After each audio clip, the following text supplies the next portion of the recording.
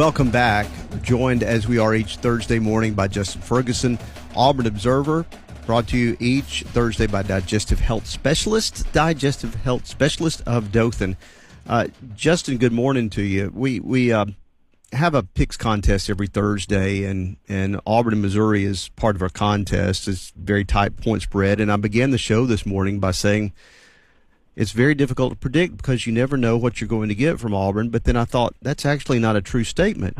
You're going to get a good defensive performance. It's going to be a one-score game. Auburn's going to give you a couple of good offensive possessions, and the rest of them are not going to be good, and they're going to lose a close game. Is that fair to say, one? And then two, do you expect any different this Saturday? Oh, yeah, that's totally fair to say.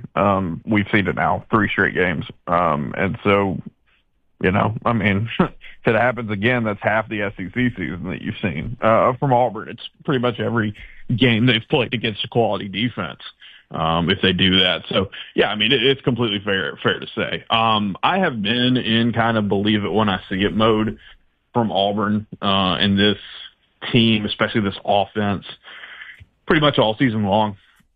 They did play well on offense and not so well on defense against Baylor in week 1. But, we knew Baylor did not really have a good defense coming into that game. Yeah. So, yeah, I mean, I think you can't really you can't really go around it at this point. Like, Auburn's going to have to show that they've got enough of a fight on offense to not only hang in these games, but just win these games, just to pull them out. Because we keep seeing the same thing over and over again from this offense. And the Georgia game, you saw the exact same thing. Saw some really good drives. You saw Auburn not able to finish one of them with a touchdown, another one with the fumble, and it just was so costly and backbreaking that Auburn did not respond well to adversity off of that, and they spent another second half just barely being able to move the ball, and that's why they lost another winnable game. So why should we think it's going to be any different against Missouri? Because that Missouri team not only has a really good offense, they've got a really feisty defense, especially with their pass rushers. Yeah, very true. They do, and they're ranked certainly number 16 for a reason.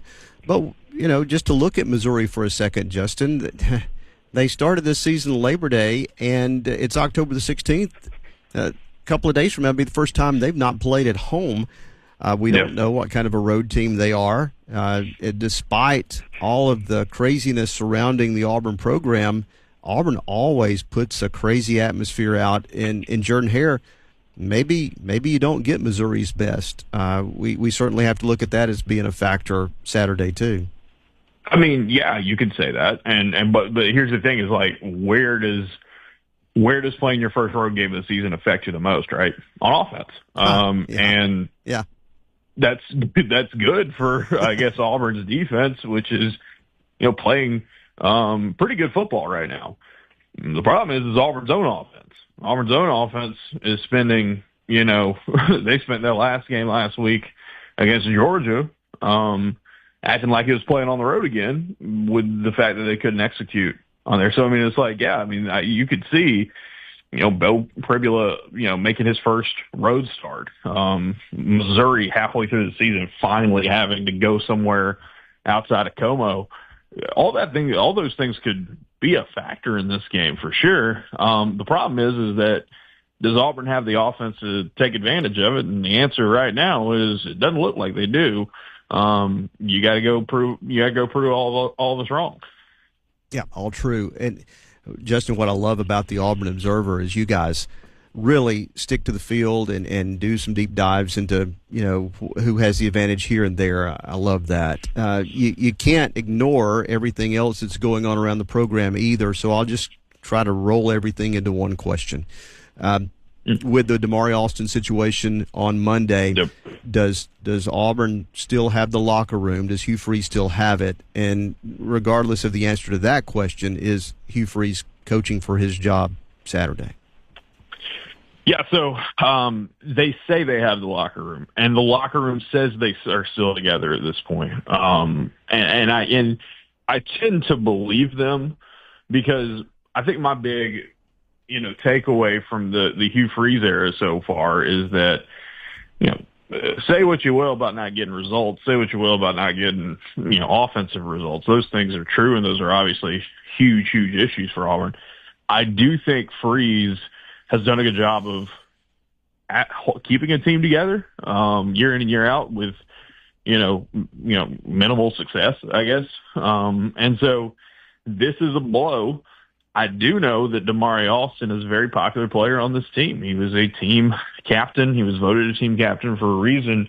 He was a very, very beloved player on this team to the point where the reaction, and, we don't have all of the fine details of what happened here in this situation, but what I'm very comfortable in saying is this with Damari Alston. Damari Alston could redshirt. Damari Alston could, because he only played 4 games, he could come back for another year. He was pretty much, falling at number 2 in running back touches this season for Auburn. And so it was approached and said, hey, let's take a red shirt. Let's go ahead and move to scout team, whatever. And that'll be it. And he was doing the best thing for himself.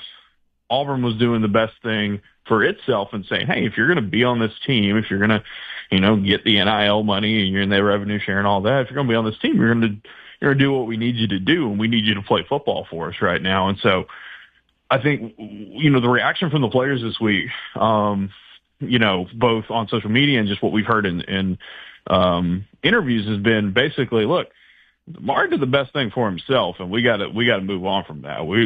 It's nothing but love for him, but we got to move ahead. And so that's going to be interesting to see that you have a team captain at this point in the season thinking, it's better off if I try to get one more year of eligibility out of this.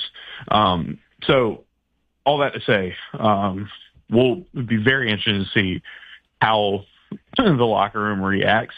I think they've done a good job of it so far, but again, how much does that really mean on Saturdays? How much is that going to mean in the game? We're going to find out. Is Hugh Freeze coaching for his job? So the situation that kind of as I see it right now is that I don't think Auburn wants to make a midseason move if they can avoid it.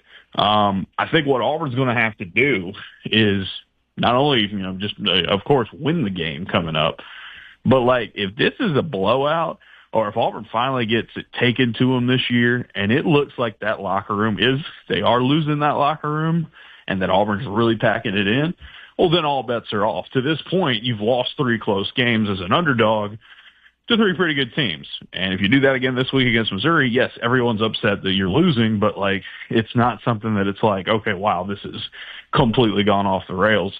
So for Hugh Freeze coaching for his job, I think he's got to keep this thing together. He's got to win, obviously. And if he doesn't win and, beat quality teams here on out, I think it's definitely could go in a different direction by the end of the season. If we're talking about